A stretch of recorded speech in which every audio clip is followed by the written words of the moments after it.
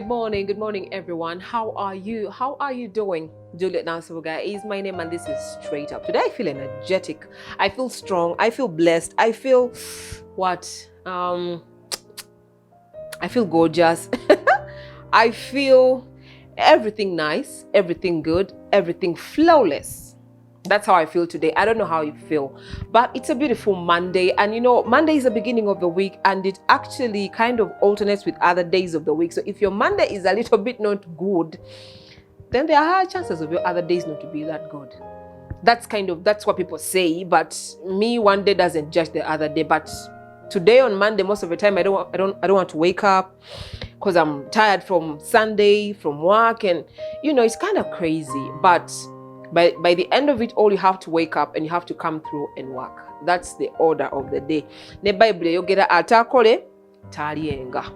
This is Straight Up with me, Juliet Nansubuga, the lady herself. We speak honesty, we speak truth. We say it the way it is. What you're scared to talk about, or what you feel is too big, to utter, me, I'll come and spit it out. Like, I'll say it the way it is, without any alternations in Mbwate, west, east, north, south, and center. No, I'll say it the way it is. Well, what am I talking about today? But first of all, I want to thank guys that the feedbacks I got from the topic I talked about, that is public shame. It seems it really touched a lot of people, because I told you, if I remember correctly when I was talking, I told you we all face this, but I think it differs to the levels. We all have those Pandora boxes. Even I do have my Pandora box, and trust me, I don't want it to be opened any day, anytime. I believe even the camera personnel, that is Fred, he has a Pandora box, because we are human beings. So yes, and surprisingly, people really came up and they were like, wow, they were appreciating, and that is really, really so amazing. It means you guys have a lot of things that you're hiding. You don't want them to come out. But I told you, if you have a chance to say that which you did and that we don't know about, and you feel like this person has to know, your father, your mother, your sister, or your friend, I think it's better you come clean than stuff getting worse or crazy, and then you end up being on the edges. So, but I really thank everyone who came through to comment, and it was really so amazing, a topic to talk about. Well, today I'm talking about competition. Not competition. I talked about competition, I think. I did talk about it. But today I'm basically dealing with unhealthy competition. Unhealthy competition. This is something that is with us every day. Because since we are people, we are living in a world that is growing so fast. As we human beings, we are evolving, which actually brings about competition.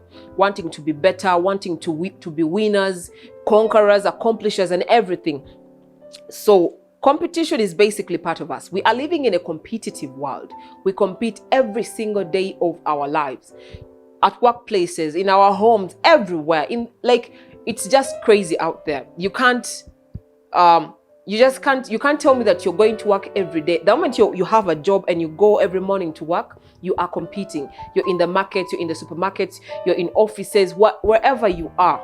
Just know there is competition. And if you don't compete, that means you're not ambitious, you're not chasing after anything and all that. But unhealthy competition, this is something we don't look at most of the time. We kind of have it within us, but we don't let it show. We don't let it show most of the time. So it's within us, but we don't give it that eye. We don't give it that ear. People compete every day. I compete every day. Yes, I do. Everywhere I compete. At my workplace, I do compete. Even with my own self, I compete, because I have to be better by tomorrow. I have to change. I have to evolve, because change is literally everywhere. So unhealthy competition is when the competition that you're in really gets the better of you. This is where we see jealousy. This is where we see envy. This is where we see dirty games, dirty plays, dirty thoughts, dirty imaginations. You start thinking, you start creating a world of competition in your head, and you want to outsmart everyone, yet you can't. But actually, if you do it the healthy way, you can. So you end up getting, dissolved into something so unhealthy because of competition, hence calling it unhealthy competition. Well, most of the time, girls, we like competing. We compete dress code, the shoes you're wearing, how what perfumes are you using, what guy are you dating, where do you come from. Back in the days when we were kids, I think we used to compete about the cars our fathers drive, what we have in our suitcases at school, what we wear for these parties, the prom parties and everything, the houses we live in. Of course, you wouldn't be like Mumva Muchalo. You wouldn't say that. You want to be like, I'm staying in Kampala. Or, the types of houses back in the day used to make sense. Mutuera mu flat, Mukali Nabichi. You know how those things were back in the day. We used to compete. We are kids, but we are competing over things we don't even have ownership to. You're competing over your father's house. You're trying to let your friends know the kind of TV you have at home. All such kind of stuff. You get, so competition is always with us every single day of our lives. I remember in school, one of the things we used to do, those who went to these local schools, because I think when I was in my primary, I didn't go to a very, those nice international schools. Were they there anyway? The camera person says they were there. So I didn't go to an international school. These schools whereby you want to show your panty, it has flowers or dolls. So you have to, when you go to the loos, you're like, this is what I wore today. You want to show your friends, and I don't know what I don't even know why we did that, but we did it anyway. And it was nice then because we were kids. So we did it. So competition has always been with us every single day of our lives. But unhealthy competition is what I'm basically talking about. So if I may ask, what creates this so-called unhealthy competition? We compete with our girlfriends, we compete with our workmates, we compete with literally our sisters, our brothers, our friends. We compete. That if your friend is dating a guy with a mustache, there are those beards now that are trending. There's a way you go for a haircut and they trim them so nice. So you see your girlfriend's boyfriend looking so fly, and you're like, then you're competing actually, to an extent that you even say stuff behind her back in order to snatch the other guy to your side. Like, we are always competing. You get. So this whole thing, it's a competition, yes, but by the end of the day, it kind of gets unhealthy. Why does it happen? Why do we move from the healthy competition, the normal competition that is expected of us, and then we go to the unhealthy competition? Well, one of the things is scarcity and fear. Scarcity and fear. When I talk about scarcity, I'm like, something is not available. We are competing for that which is not available. It is scarce in our sight. It is scarce, from our reach. So we tend to compete in order to attain it, in order, to have it to our side. You can compete for someone's ear, by the way. People's ears are scarce, by the way, these days. I've gotten to realize. Like, you look for someone to listen to you, someone to talk to, and they're nowhere to be found. I don't know, maybe we're just too busy. I don't even know the last time I sat down to listen to what someone had to tell me. Like, I don't know. I don't recall. I've been so up and down. So scarcity and fear is one of the things. Competition is unhealthy when it presupposes that there is only a limited amount of success or achievement available out there, wherever you are. There are platforms you reach to, and there is one slot. There's a program I usually watch, and it's called The Four. People go there to battle for, like, you go, you sing, you rap, whatever genre you're dealing with, as long as it's music, you're singing, you go there. But there are only 4 chairs. They are only 4 chairs, which means you count so many, you're in thousands of numbers, but there are only 4 chairs. So everyone has to work hard. You have to compete in order to have a chair, on that show. So you see that there are only 4 chairs. So we are so many. We are densely populated. The show is densely populated, but there are only chairs. There are only 4 chairs. So from the thousands, they only need 4. So scarcity is there, obviously. Fear is there, despite the fact that you have the talent, you have the ability, you have the potential. Surprisingly, because of the scarcity, fear is going to come. How can I? Because by the time you go to compete with someone on the chair, in order to take their chair, you really have to be something much more. And by the time that person got that chair, that means they are good. You get. So fear comes in, and also there is scarcity. So like, how can I really achieve it? Can I do it? Will I be able? All those are questions. So because you don't see a smooth journey to that chair, you're going to start thinking of things. What should I do? What should I do? How do I go about this? How do I take that person off the chair? So you tend to travel on the road of unhealthy competition. You compete in an unhealthy way, which is not right.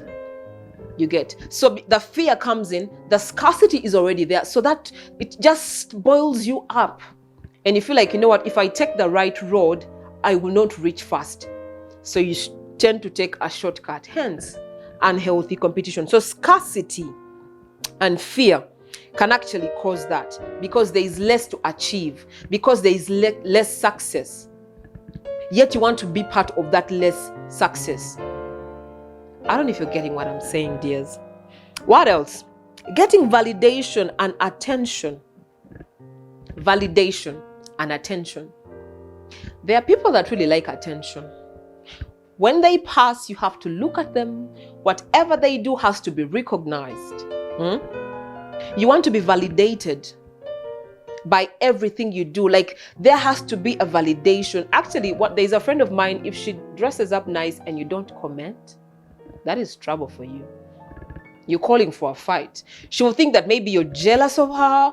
Maybe you have bad feelings towards her, but sometimes you're too busy to think about how someone looks and how the perfume or whatever they've used or their new hairstyle. There are also ladies, if your guy doesn't compliment about your new hairstyle, if he doesn't say, oh, you're looking pretty today, you're looking this today, I love your perfume, if they don't come out and comment and, compliment, you're going to be like, did he see me or did he not? What does he think he is? Then you're going to create actually a fight out of that. It is something simple. You've done your hair. Okay, fine. Yes. What next? Life has to go on. Maybe that guy is even thinking of, like, where do I get money to do this? I want to do this. But for you, because you did, you went to the salon and, you fixed your hair. So you expect compliments at every given opportunity. So you want to be validated of how beautiful you are, of how smart you are. People at work, you've done something, you want your boss to recognize you. You want to push that recognition. Like, you want to be validated. Some people don't have that time. So because you want attention, because you want validation, and if it's not given to you, you feel like you're not doing enough. Maybe you think the other person who is so close to your boss, maybe they are validating them, maybe they think, but surprisingly, these bosses of ours recognize us in a way. They may not come out. Now, like, I'm this kind of person that if you're looking for validation, you're in a wrong place. I don't know. I don't know. If you're looking for this person who'll be like, hey, you're smart, you're this. No, I'm not. So if you're going to be close to me and you're expecting that, and I have this issue, by the way, most of the people think I'm proud, I'm this, but I'm the calmest person. I'm the I don't know whoever is watching this, what you're thinking. But, okay, I'm hard in a way, but I'm good. My camera person is doing this. I don't know what that means. I'm ish or what. I'm good. I'm a good person to be around with, by the way, Just that most of the time, I don't do things that people want me to do. I just don't fit in. I'm this kind of person, when I'm in a place, I stand out. I don't want to fit in. I don't want to be like you. I don't want to, if you're using, I don't know, there's that tendency, especially with ladies. I have an issue with ladies. Men are easy to rock with, by the way. On my side, I easily rock with men. Like, I fly so well with them. But ladies, they've got issues. Like, they just have a lot with them. You have to be vibing with their conversations. You have to say yes. You have to follow them up. You have to call them, hey, yo, what's up? You have to be texting them and all that. And me, that time is what I don't have on my sleeve. So basically, if you don't do that, they think you're not a good friend, you're not this. So by the end of the day, we are falling out, and I'm proud. I'm so unassociable. I'm everything bad. So by the end of the day, I decide to be alone, because when I'm alone, I don't step on anyone's feet. I don't expect any questions, because one thing I hate, I always tell you, I hate explaining myself. That's one thing my dad knows about me. I don't explain myself. I don't like it. That's just it. And I believe there are other people out there. If there is no reason, I'm even losing track of my topic. Anyway, back to competition, unhealthy competition. Getting validation and attention. Because of that, you tend to want to, go an extra mile. Yet you've already done enough, but you push harder and harder and harder. And because of that, you'll end up even losing your job. You'll end up, messing up things. You'll end up saying what you're not supposed to say. You'll end up connecting with the wrong people. You'll end up, you have a meeting, then what will you do? You'll go and then pierce, get a sharp instrument and pierce someone's cuss that they come late for the meeting, that you go there fast and, say what you have to say, present, like you always get a way to ensure others are late and then for you, you're early. That's what I'm talking about. Unhealthy competitions. But yet you've already done enough, but because you've not been given attention, you've not been validated, you end up doing the wrong things. We've seen this actually in movies. By the way, one thing my mother used to tell me, I used to watch a lot of Nigerian movies, but she used to say, and me those days, I thought maybe she was abusing me. But now I grow up, I realize that whatever we see, let's try, because they have negative and positive. Pick something, pick a leaf from everything that you see around. It's either people, whatever. What else? Diminishing others. Diminishing others. What creates unhealthy and what creates the unhealthy competition? Diminishing others. Competition can become even unhealthier when it's about tearing others down. It's one thing to be motivated by self-interest, but another thing to start actively sabotaging the performance of others. We do it a lot. We do it a lot. We want to sabotage others. We want our names to be up and others down. We think maybe when we work so hard, when we, one thing I've learned over time, because these days I'm so much soaked into my career and learning new things, adventure. There's a time I traveled to Nairobi. I got a chance to travel with my boss. And I met new people that are younger than me or even a little bit older than me, but their mindsets were so different. I'm like, what? What have I been thinking? What have I been doing? Like, I thought I knew, but people know. That's one thing for sure. You think you know? You haven't seen a thing of what people are doing out there. I'm like, what? You get, so there are a lot of things. Another thing I've learned is I've gone out there and I've tried to sneak shoulders with these people. I've tried to be around them, and what I have got is so amazing.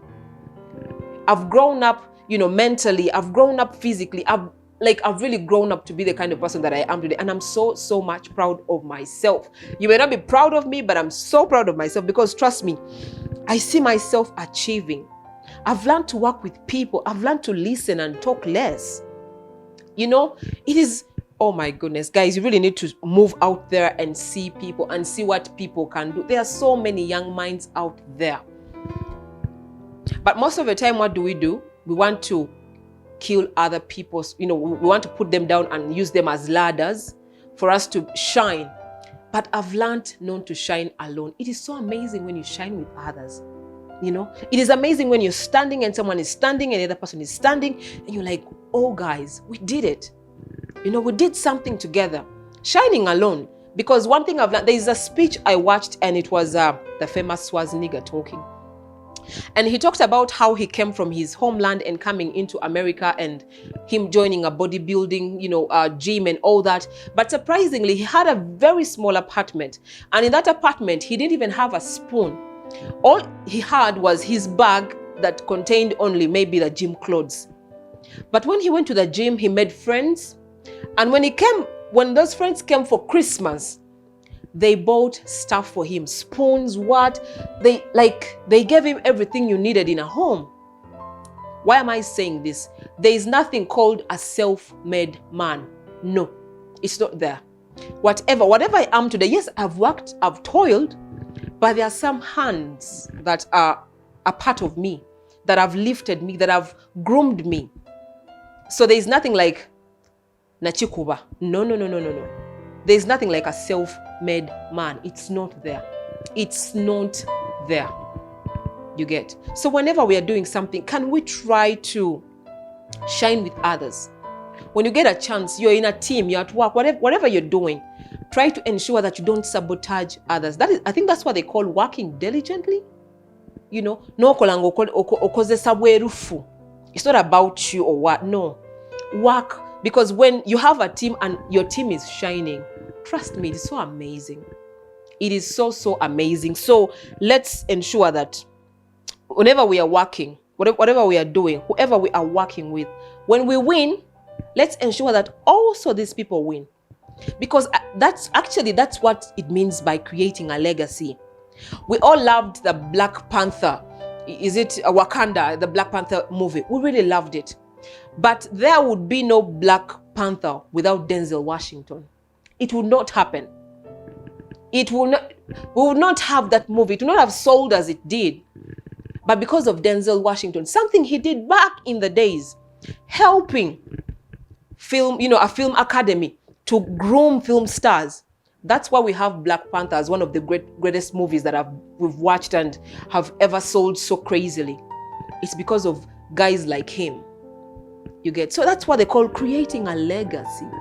So let's, instead of just working and doing things, let's try to create a legacy.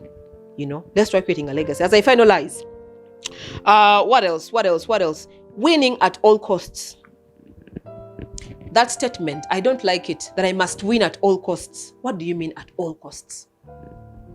What do you mean that I have to win? It's one of the statements I don't use. I don't even like it, though I see it in movies, people, doing things and trying to, sabotage others. But I don't like that statement, winning at all costs. I will win when I know that I've worked, I've toiled, and I deserve to win, but not winning at all costs. So unhealthy competitions come in because we want to win at all costs. But can you work? Can you deliver? Can you do what you have to do? Can you work diligently? And by the end of the day, can you get that crown and hold it jealously because you won, you got it because you really did what you had to do. You did right. Not because you did everything in your power, everything in your ability. Do what is right. Compete healthily. Because when you do things unhealthily, you're actually creating a very bad name for yourself. A very bad legacy you are leaving behind. Just imagine competing unhealthily and you're fired. What are you going to tell your friends? What are you going to tell your people? Because most of the time I've realized we do things and we don't even think of the people that are behind us, that they're actually watching. You have people that are looking up to you, but they don't even know the method that you're doing in order to attain what you have. So can you do things right?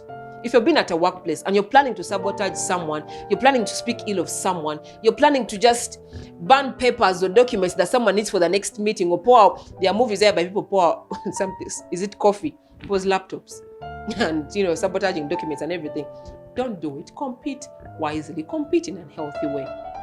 Trust me, by the end of the day, you'll have peace. But I have peace. Oh goodness, I have peace. And peace is nice. Peace is priceless. People say I've gained weight, but it's because of peace. Because I don't know. I don't even remember the time I had a really serious plate of food. I do a lot of junk. Like I just eat whatever I find, just to take me by. Like I don't even care about food these days. I'm just too much into doing this and that. Like ever since I got to meet new minds, I've like my head is not resting. I'm thinking. It's so crazy. It is so crazy. Well, that is all I had to share today. Wow, I wish I could talk more right now, but time is not on my side. Well, let's meet tomorrow. I don't know what we're going to talk about tomorrow, but let's meet up and see what we are going to talk about. I will unveil something, but I believe it will be interesting. It will be a Tuesday. Yeah, tomorrow is a Tuesday, so join me here on Rest TV, and please stick to Rest TV. We have a number of programs that are lined up for you. It's really so amazing. Well, Juliet Nansubuga is my name. Let's meet tomorrow at exactly 10:30 to 11. Straight up. That is it.